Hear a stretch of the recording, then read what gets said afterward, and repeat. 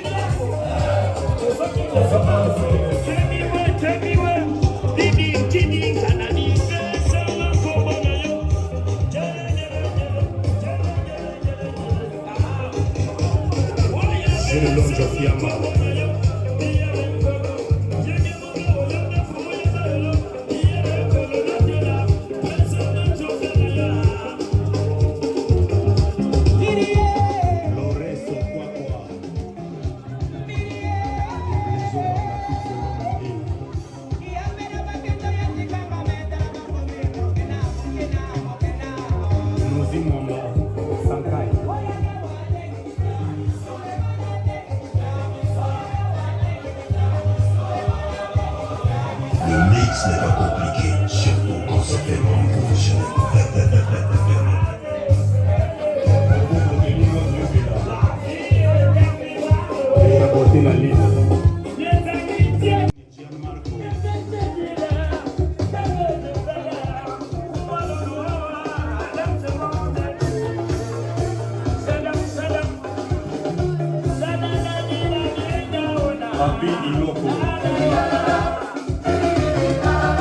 Otunde.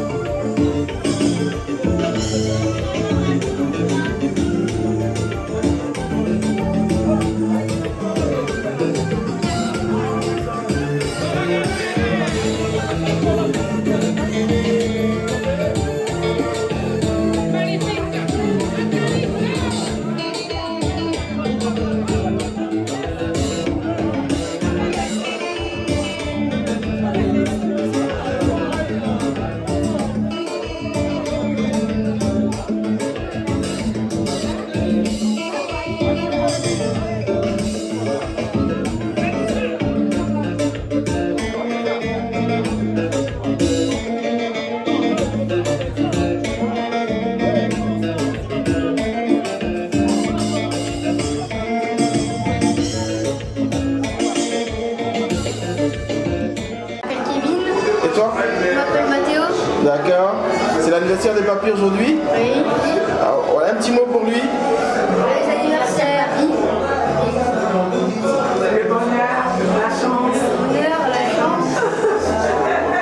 Vous êtes content d'avoir votre grand-père avec vous? Oui. Il a quel âge aujourd'hui? 70. 70 ans. Ah ouais. 70 ans. Ah, c'est bien. C'est bien. Ok. Allez, faites plein de bisous à grand-papa. Plein de bisous, papy. Joyeux anniversaire.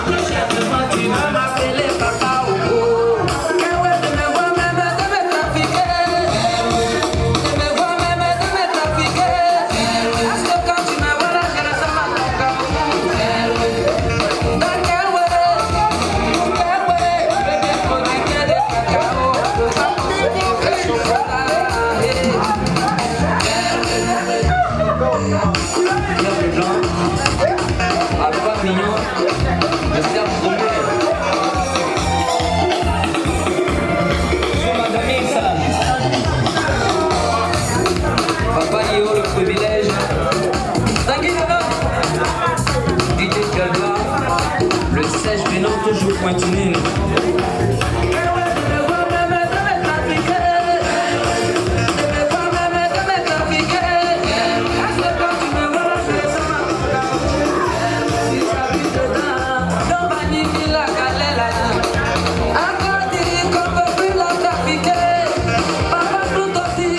Notre ami, ce garçon sympathique. On va lui fêter ses 70 ans. Voilà, comme ça.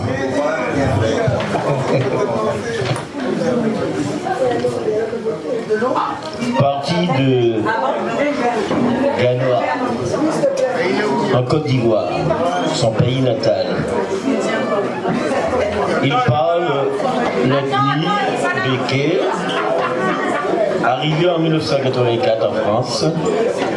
Il s'accoutume très bien, très vite à la culture française.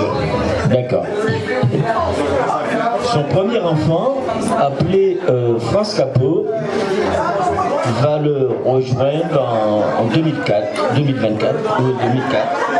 Depuis 2012, il porte le nom de France Tessier. Pour Yann, le combat de la vie a commencé. Au fil d'années, je vous goûter un peu, s'il vous plaît. Au fil des années, 5 autres enfants ont rejoint la fratrie. Yoran, Thomas, Jonathan, puis Estelle Capot, notre footballeuse du FC Nantes, et Chana aussi, étudiante à Nantes.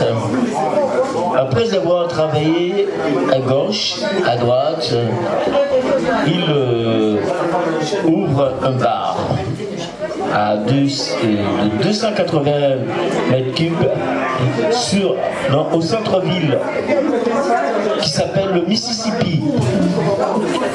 Puis il achète un salon de coiffure à Chaussée de la Madeleine. En 2000, il repart en Côte d'Ivoire. Voulez-vous la fermer, s'il vous plaît? Il repart en Côte d'Ivoire pour revenir en France en 2001. Il monte alors une affaire de cyber-informatique avec cabine téléphonique et toute une espèce un espace de coiffure.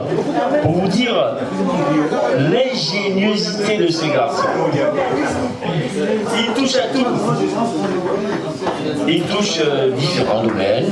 Et aujourd'hui, cela fait 3 ans qu'il est en retraite. Il rend surtout hommage aux jeunes des quartiers. Mono et son groupe, tellement ouverts et généreux. Lors de l'incendie de sa maison, ces jeunes du quartier viennent à son secours et le sauvent. Aujourd'hui, il a été relogé sur l'île Beaulieu.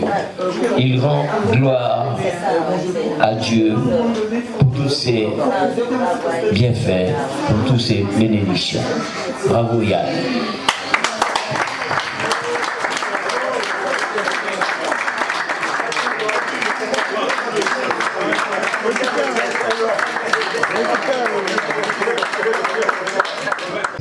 L'homme doit vivre en harmonie avec la terre qui le nourrit.